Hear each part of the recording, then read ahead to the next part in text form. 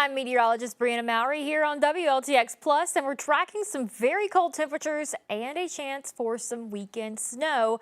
So another possible winter weather as we head into another weekend. But we're looking at both Saturday and Sunday as we're looking ahead to what the exact time frame may be. But either way, whether we get snow or not, very cold temperatures are expected. But snow is beginning to look more likely. So go ahead and plan for those hazardous roads this weekend. Pull out the winter clothing and the snow gear. It's looking like Saturday may not be a good travel day, and depending on what we get, Sunday may not be either. So here's our 5-day low temperatures of what we're expecting as we head into the next several days. We're going to be stuck in the 20s, 24 for your low tonight, 25 for your low tomorrow night, and 26 Saturday morning. But then as we head into the start of next week, low temperatures are going to get even colder in the mid-teens, even the lower teens in some spots. So definitely got our eyes on those 2 days, but also we're watching the potential for, again, that snowfall. And it's going to be plenty cold enough. The high temperature on Saturday is only 32 degrees. Our average is 57, so well below normal by Saturday.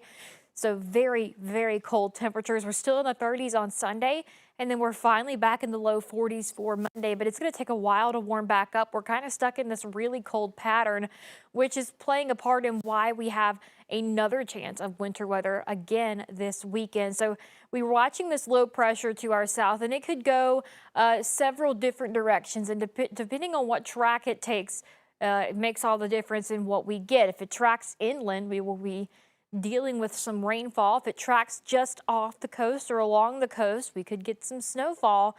And if it goes really far away, we're looking at some drier conditions. But right now, snow is looking very likely as we head into the weekend. This is the chance of moderate impacts from snow.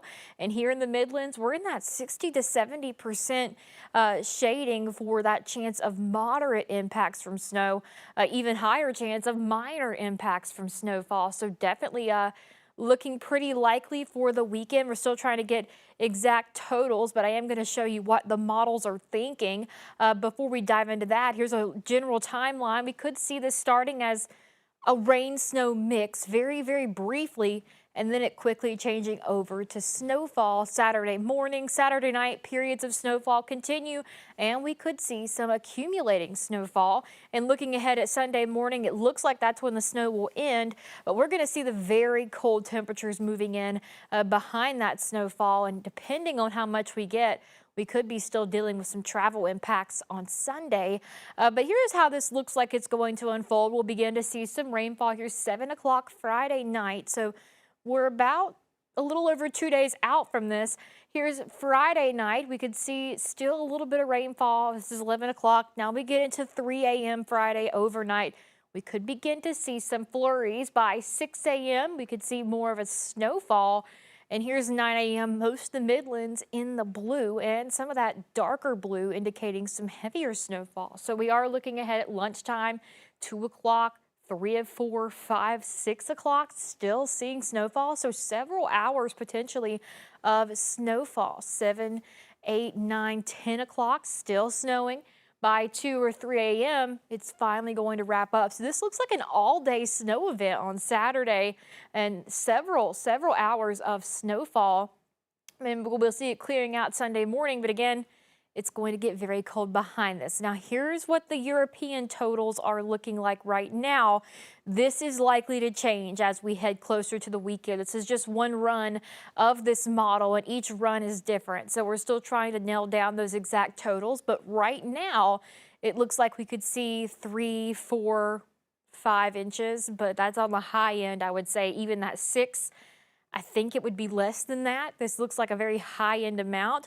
And we compare that to the GFS model, what it's thinking, it looks like a little bit lower. It looks closer to 2 to 4 inches for the Midlands. So this seems a little more realistic, but we are going to watch out for these models and see how they change and what they're trending towards as we head closer to Friday, and they're going to get a little more accurate as we get closer to Friday night as well. So here's that 7-day forecast. Wednesday going to see high 50 today, 48 on Thursday tomorrow. So we are going to be well below our normal high of 57, 52 on Friday. Cold mornings in the 20s, but not going to be as bad as it will be as we head into the weekend. We're still going to be at 26 Saturday, but depending on that snowfall, we could stay below freezing on Saturday. Right now we have that high at 32 degrees, very cold for a high.